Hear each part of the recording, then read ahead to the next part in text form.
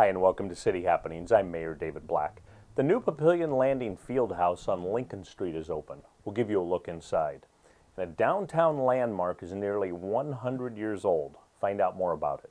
And another business opens in Midlands Place, and we'll take you to the ribbon cutting. Please enjoy these stories next in City Happenings for the week of November 26th. Thanks, Mayor Black. As construction on the new community center continues, the Fieldhouse is up and running, featuring a surface unique to the state. We're really excited about the field turf. We're working with a company called Kiefer out of Chicago, and they have given us their top-of-the-line product to put in there. There isn't anything like this product in the state of Nebraska.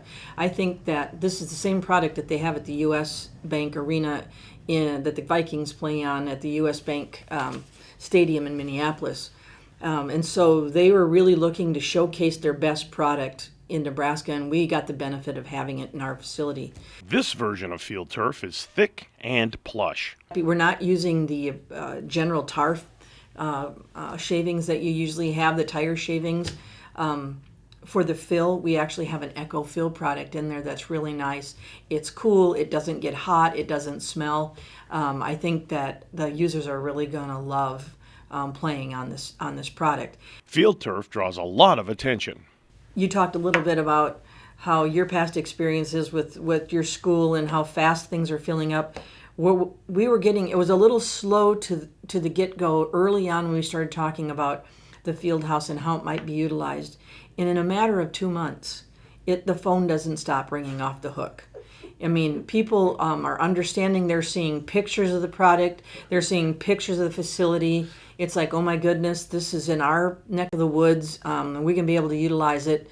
And everyone from the state of Nebraska State Soccer Association to local private clubs to our own users here in Papillion are filling up that some of the prime time hours pretty quickly.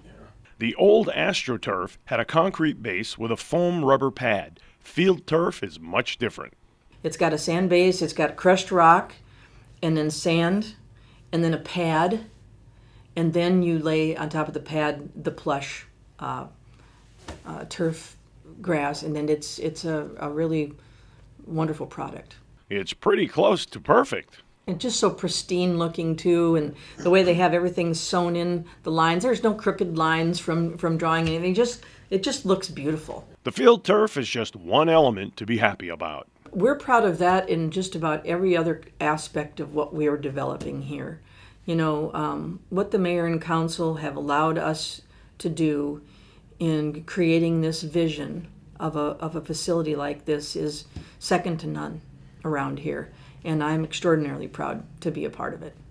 The Scout Cabin has been sitting in downtown City Park for almost 100 years. The cabin itself was constructed between 1920 and 1921, so you can imagine after about 98 years of it being erected that it has some need for maintenance. What the cabin currently serves is a place to store Troop 60's equipment, as well as it also operates during the holiday season as Santa's workshop. Obviously, updates and repairs are needed.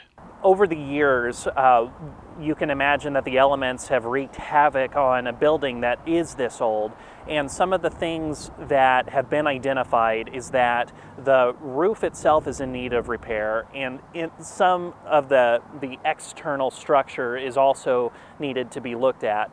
And then finally, on the back part of it, this chimney that houses its fireplace is beginning to separate from the building. This will all take money. What Troop 60 has done, because we are a nonprofit organization, has sought to raise funds to help repair these both publicly with fundraisers as well as private donations. Their partnership with Papillion has allowed them to restore this as a historical marker because of the age of the building itself. And the understanding is if the troop is able to hit their funds, the Papillion Historical Society will provide a historical plaque for this building explaining its history and the impact that it's had within Papillion. The cabin's existence for nearly a century says many things. The fact that it's been standing for almost 100 years is not only a testament to the organization itself, but also the adoption of the Papillion community regarding the good that the Boy Scouts of America does in relation to what the city itself holds as a very high value. I think the history is just unprecedented, and the fact that it's still here after all this time really shows that Papillion cares about these kinds of organizations that give back and the quality of the youth that come from it. The process is still at the starting point. When goals are met, that Troop 60 leadership, along with other volunteer effort, will put together plans for the restoration process. So there won't necessarily be a company coming in to oversee a lot of this as far as being contracted out, but leaders with the construction skill sets will work together to restore the roof, to reattach the chimney, as well as working on some of the exterior information. And that restoration process will only happen once their goal is met. Internal repairs and updates will be held to a minimum. The weathering of the inside of the building, because I know Scouts meets throughout the entire year, and I can imagine there might be some drafts in its current state, which might make it a little bit tougher to meet in the wintertime and things of that nature. But to my knowledge, I'm not really sure about bringing it into the 21st century at this point. I think there's some aesthetic to maintaining that history, but I can foresee definitely making it a lot easier to meet in the wintertime updates in that regard. The city shows its support for Troop 60's endeavor. In coordinating with Mayor Black to help produce this project and see it to its full extent, the city is being very open in advertising, fundraising events, as well as just making public awareness of not only the history that this building and troop have, but that it's still a very important part of Papillion's history in regards to what this city values as being a very high priority for them. A new fitness business opens its Snores in Midlands Place. Thank you so much for locating in Papillion. On behalf of Mayor Black and City Council, welcome. I can tell you from experience, this community will be very welcoming if they haven't already.